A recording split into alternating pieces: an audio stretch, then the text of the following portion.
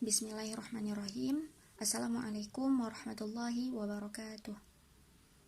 Saya Rahmi Fadila, mahasiswi Prodi Ilmu Al-Quran dan Tafsir, Fakultas Usuluddin dan Filsafat, ingin mempresentasikan karya tulis ilmiah saya dengan judul Implementasi Moderasi Beragama sebagai Fondasi Persatuan dan Kesatuan Bangsa.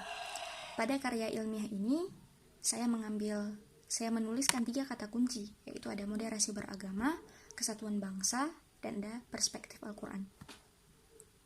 Indonesia sebagai negara yang bukan berbasis agama, yang berasaskan atau berideologi Pancasila, tetap membutuhkan atau agama tetap memiliki peran yang sangat penting di Indonesia. Ideologi Pancasila, sila yang pertama yaitu ketuhanan yang Maha Esa, di mana maksud dari pernyataan ketuhanan yang Maha Esa, seluruh warga negara Indonesia diberikan kebebasan oleh negara untuk menganut keyakinan yang mereka yakini atau agama yang mereka yakini. Dalam hal ini, dikarenakan agama yang diakui di Indonesia itu ada 5, Islam, Kristen, Konghucu, Hindu, dan Buddha, maka moderasi beragama dalam masyarakat Indonesia sangat diperlukan. Dikarenakan adanya perbedaan agama tersebut, maka moderasi beragama ini dijadikan sebagai wadah untuk mempererat hubungan antar umat beragama yang berbeda, sehingga persatuan dan kesatuan bangsa dapat terwujud dengan terjadinya kerukunan dan harmonisnya dalam bermasyarakat. Tujuan penulisan karya ilmiah saya ini yaitu untuk menganalisis peran pemerintahan, lembaga agama, dan juga masyarakat dalam upaya mendukung implementasi moderasi beragama untuk meningkatkan persatuan dan kesatuan bangsa. Metode penelitian yang saya pilih yaitu metode penelitian kualitatif dengan pengumpulan data menggunakan studi teks atau dokumen dan juga observasi pada lingkungan masyarakat.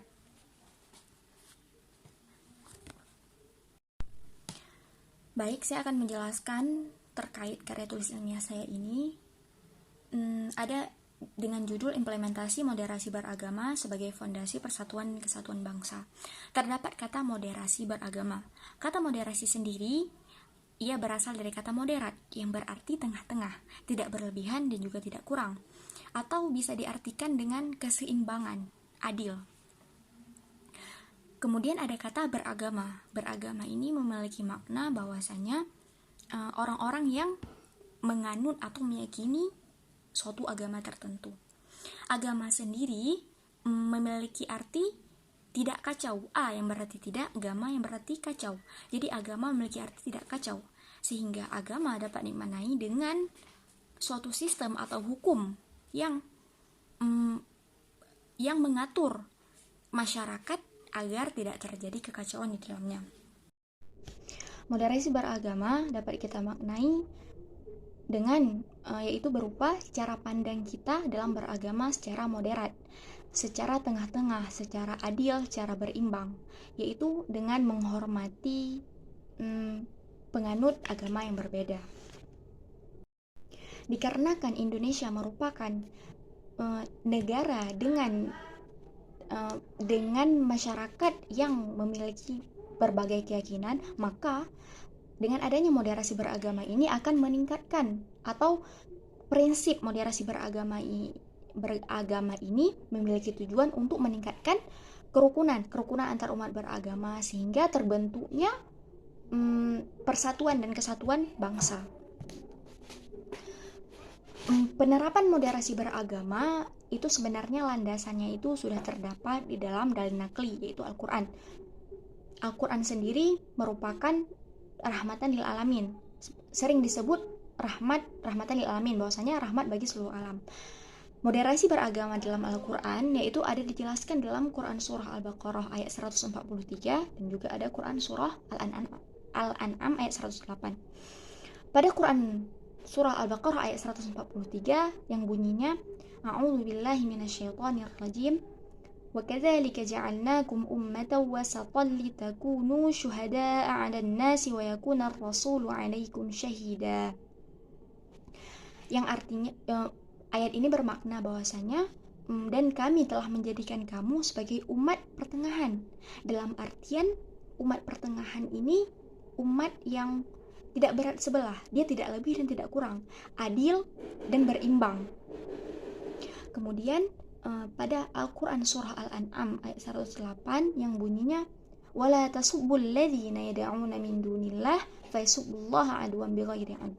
Ayat ini menjelaskan bahwasanya janganlah kamu menghina atau memaki orang-orang yang menyeru kepada selain Allah, karena nantinya mereka yang menyuruh kepada selain Allah, jika kalian memaki maka mereka akan memaki balik Allah bahkan di luar batasan.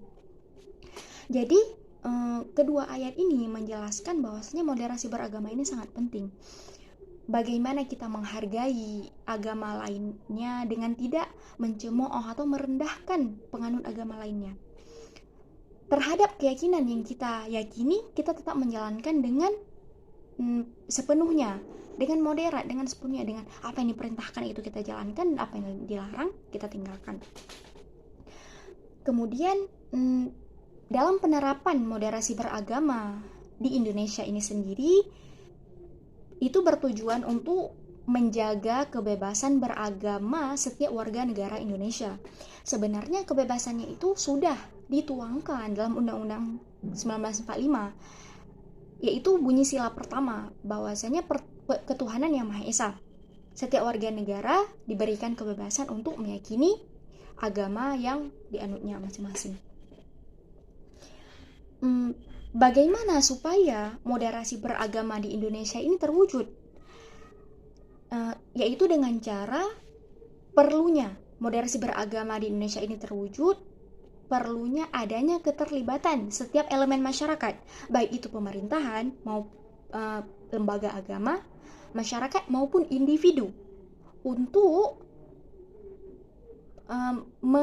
menjalankan setiap perannya supaya moderasi beragama ini terimplementasi, teraplikasikan, sehingga terjadinya atau terciptanya kerukunan, harmonis dan damai di dalam masyarakat. Dengan terciptanya kerukunan, harmonis dan damai dalam masyarakat, maka persatuan dan kesatuan negara Indonesia akan terbentuk. Ada beberapa peran pemerintahan, lembaga masyarakat maupun agama dalam mendukung implementasi moderasi beragama. Yang pertama yaitu ada pemerintahan.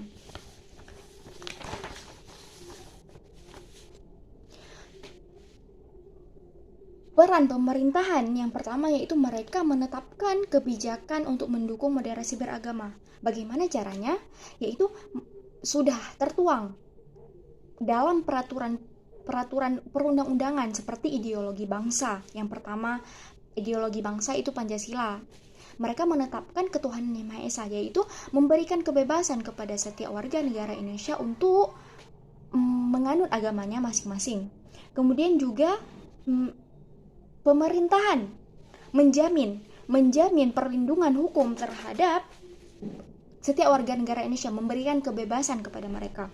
Peran pemerintah selanjutnya yaitu mendorong dialog antar individu dengan latar keagamaan yang berbeda, supaya setiap individu itu ia memiliki pemahaman agamanya sendiri dan juga ia mendapatkan informasi tentang agama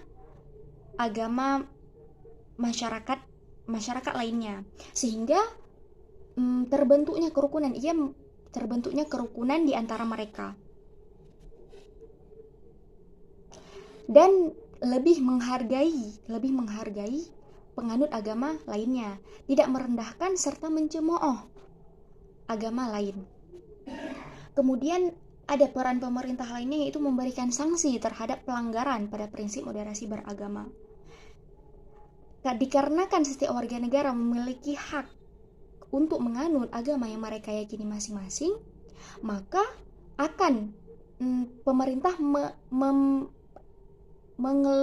memiliki peran dalam memberikan sanksi terhadap warga-warga yang tidak atau yang melanggar prinsip moderasi beragama, seperti mencemooh atau merendahkan, bahkan ada yang menghancurkan tempat beribadah agama yang berbeda misalnya. Kemudian ada peran lembaga agama.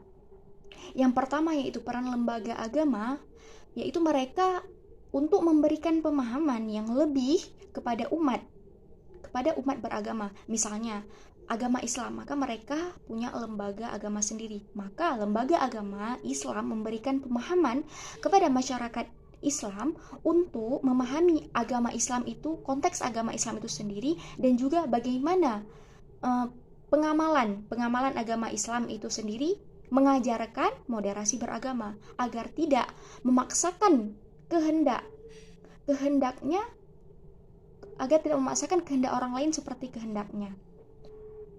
Kemudian juga menggerakkan masyarakat untuk aktif menerapkan prinsip moderasi beragama dalam kehidupan sehari-hari. Di antaranya yaitu seperti peran lembaga agama ada memfasilitasi tempat beribadah sesuai dengan agama yang mereka anut. Contohnya itu ada pada universitas. Sudah ada beberapa universitas yang membangun tempat beribadah bagi 5 agama yang diakui di Indonesia. Ada itu di Institut Teknologi Sumatera, ITERA. Pada tahun 2021 mereka sudah membangun 5 tempat beribadah pada universitas tersebut. Kemudian juga bagi elemen masyarakat, yaitu kita harus menghargai setiap pilihan masyarakat lain yang menganut agama yang berbeda dari kita. Sebagaimana yang sudah saya jelaskan sebelumnya, bahwasanya saya sebagai agama Islam sudah diajarkan di dalam Al-Quran bahwasanya harus menjadi umat pertengahan, harus menjadi umat yang moderat. Tidak boleh lebih dan tidak boleh kurang. Harus sesuai, harus adil, harus seimbang. Dan juga tidak diperbolehkan untuk menghina atau mencaci agama lain. Kemudian juga bagi setiap penganut agama atau bagi masyarakat itu harus memiliki pemahaman agama yang dianutnya itu secara mendalam, sehingga ia tidak akan menyebarkan atau tidak akan menyebarkan informasi yang mengakibatkan konflik antar umat beragama. Sebagai warga negara Indonesia, setiap umat beragama itu harus memiliki komitmen terhadap agamanya dan juga harus memperkuat rasa persatuan dan kesatuan. Dalam hal ini, ketiga elemen masyarakat harus bekerja sama, baik itu pemerintahan, lembaga agama, dan juga masyarakat. Mereka harus saling terkait dan saling mendukung dalam mewujudkan implementasi moderasi beragama. Dikarenakan moderasi beragama itu sendiri memiliki makna di Indonesia. Moderasi beragama itu berarti adanya perekat antara masyarakat beragama.